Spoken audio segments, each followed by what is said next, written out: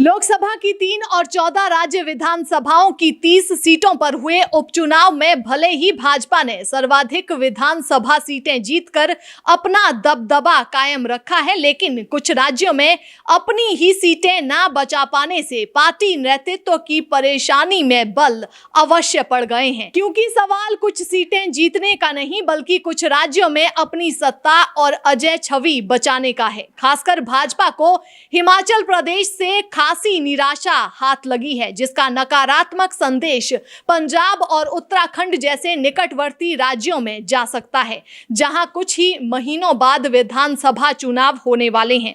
हिमाचल विधानसभा के चुनाव भी नवंबर और गुजरात में दिसंबर 2022 में ही होने हैं।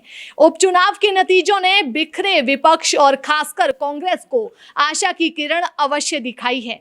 इन नतीजों से सबक लेकर विपक्ष भाजपा के खिलाफ दोबारा एकजुट होने का प्रयास कर सकता है।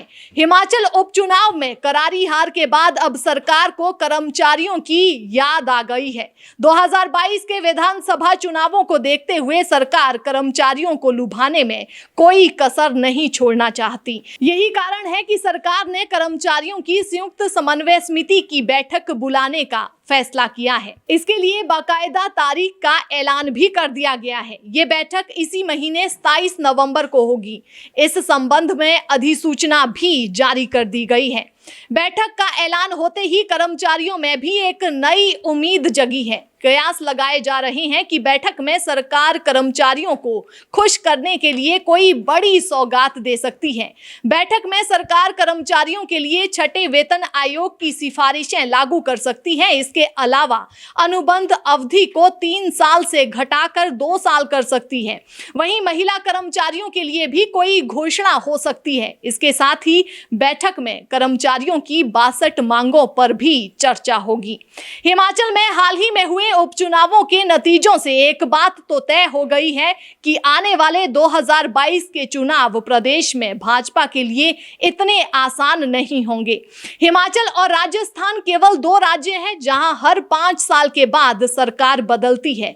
लोगों को उम्मीद थी कि 2022 में शायद भारतीय जनता पार्टी फिर से हिमाचल में सरकार बना लेगी, क्योंकि प्रदेश के वर्तमान मुख्यमंत्री जयराम ठाकुर बहुत ईमानदार और कर्मठ माने जाते हैं। लेकिन उपचुनावों के नतीजों ने इस उम्मीद पर प्रश्न चिन्ह लगा दिए हैं। उपचुनाव के नतीजे आने वाले बड़े चुनाव का रुझान किस तरफ होगा ये नहीं दर्शाते, लेकिन ऊंट किस तरफ करवट में बैठ सकता है इसकी तरफ हल्का सा इशारा जरूर करते हैं। हिमाचल में लगभग अगले साल इन्हीं दिनों चुनाव होंगे, या हो सकता है कि इससे पहले भी हो जाएं। तो भाजपा कांग्रेस दोनों ही पार्टियां तैयारियों में जुटी हुई हैं।